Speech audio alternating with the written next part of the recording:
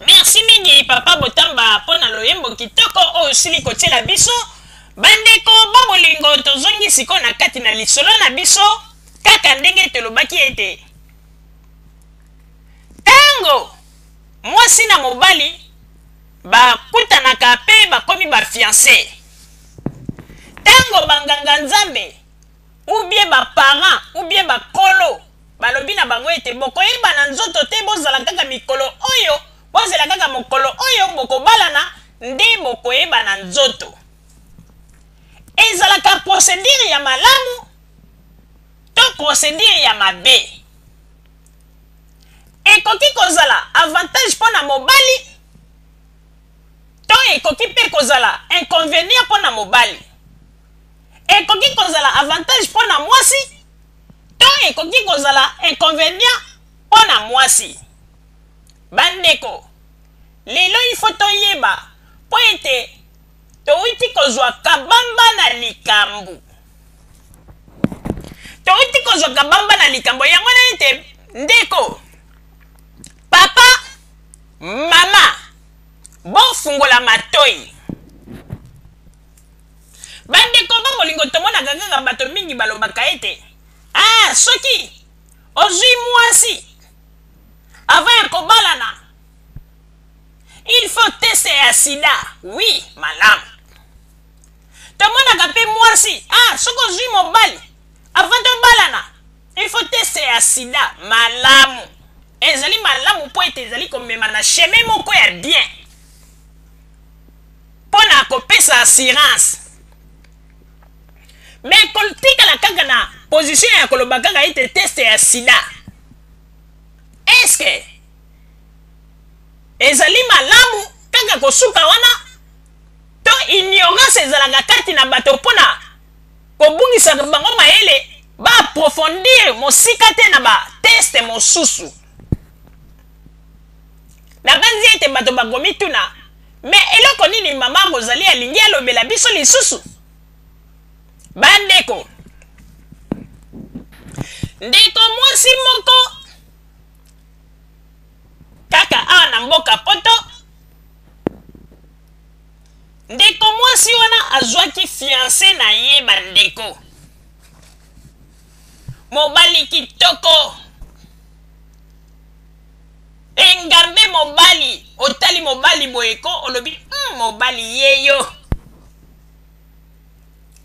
Otali elongi ya mobali olobi mwana mwasi oyo asalaki formule nini po azwa engambe mobali ya kitoko boye. Mais tango azwaki engambe mobali wana mwana mwasi lokola bandaki kobanga mingi liloba ya nzambe, mwana mwasi alobi ete ndeko mobali tokosimbana te ti ndenge tokobalana mokolo oyo ya mariage nde mokolo yo kosimbanga pe mokolo yo koyeba nzoto na ngai. Mobali pe alobi pas de problème. Banganga nzambe pe balobi na bango kaka lolenge ndenge moko. Après sima ya mikolo ndeko mwasi alobi na mobali tokende kosalisa teste ya sida to teste ya niyama ndenge bato mingi balobaka. Bandeko mwana mobali pe aboyi te bakei pe kosalisa bateste na bango tu ok. Mwana mobali kote kuna eloko eza te, mwasi pe eloko eza te.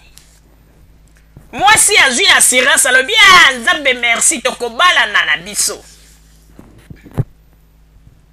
Mikolo epusani bandeko bofungola matoi mpenza bien na likambo nazali koloba po il faut mpenza kobetela yango sete malamu. Bandeko tango mikolo epusani mariage eyaka te eye. Bandeko baye kobalana. Bandeko mariage ya ndenge wana monene nani asepelaki na mariage wana te. Bato balie bameli kitoko. Otali mwasi nzoto, otali mobali engambe mobali kitoko oyo bato nyonso bazali koloba kaka couple openza mwasi na mobali kitoko ya kosakana te. Bandeko tango babalani mwasi sikoyo alobi na mobali bon papa ezimeli oyo eyalaki ya kokangama sikoyo efungwameli mpo na yo ekokoma na butu ifale sikoyo makambo eleka ndenge bino moko boyebi elekaka. Bandeko eloko nini eyaki kosala tango sikoyo bavandi na chambre mwasi atikali bolumbu ekomi ete mobali atikala bolumbu mobali ayebisi mama na bana oboma mwinda mama na bana lobi me mpona nini naboma mwinda oza mobali na ngai te ebona ote ifo boma kaka mwinda po omoni ete ngai nalingaka kosala makambo yango ifo mwinda ebomana. Bandeko webi mpe mwasi soki awuti kobala sika aza na mobali mwasi atosaka kaka nyonso ndenge mobali alobaka mwasi abomi mwinda. Bandeko mobali alongoli kaputula na ye alongoli babilamba na ye nyonso alongoli mpe bakaputula na ye nyonso beloko ekamwisi. Bandeko mwasi amoni te mobali aza na likolo me on dirait mwasi azosantiri ye te bazali kaka basi mibale na banzi ete bato mosusu bakoloba ete yango makambo nini mama azali koloba basi mibale ndenge nini. Bandeko mobali wana ntango azali koloba boma mwinda nzoka nde mobali eloko na ye mawa donc eloko kutu ndenge balobaka ete eloko yango ndenge ezalaka soki eboni ata mwasi ndenge ekomaka eloko ya kokufa 100%, eloko yango moke apres mama alekisa loboko boye amoni aza kosimba eloko moko neti ya moke atindi abi papa oyo nini yoka mobali fietaka yango kaka nzambe ya kosala yoka bamakambo omoni yango na likambo oyo bato bamesana koloba o nzambe ya kosala botikaka mpe kosakana na nkombo ya nzambe yango na makambo mosusu oyo ya bino ya koloba ete nzambe ya kosala. Bandeko ntango mwasi asimbi abi papa oyo eloko nini boye ozalaka maladi olobanga te alobi yo te yo fietaka yango kaka nzambe ya kosala ekotelema. Bandeko mama simba fieti eloko te alobi me papa ndenge nini mpe eloko yango boye oyo te totya mabolongo na se tobondela nzambe akosala. Bandeko alors tala situation ndeko mwasi ayaki kokutana na yango. Ndeko mwasi entre temps aza na ye na nyonso mobali asalelaka ye mobali mpe apesa ye bolingo me probleme eza kaka ya kote ya komweta to ya kobaba nde esika makambo nyonso ekufeli. Alors yango na sikoyo motuna ezalaki. Bandeko ezalaka malamu mingi ntango balobaka ete ozwi fiancé boyeba na banzoto te bokoya koyeba na kaka mokolo bokobalana ezalaka malamu to ezalaka mabe motuna yango wana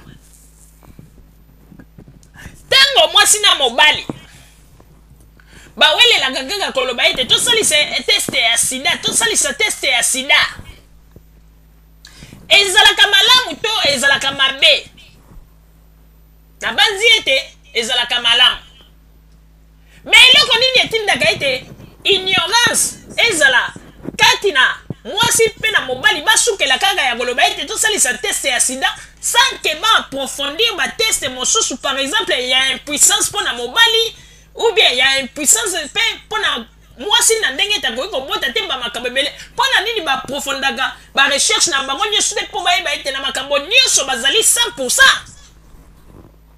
Tala likambo ekombeli ndeko mwasi bandeko ndeko mwasi oyo akovivre kaka boye vi na ye mobimba eske esengo ya mariage yango ezali wapi ekomi ete mobali akomi kaka fietaka yango nzambe ya kosala eske wana ezali assurance koloba na mwasi fietaka apres nzambe ya kosala omoni vraiment ezali pasi mpe mawa papa Roger napesi yo maloba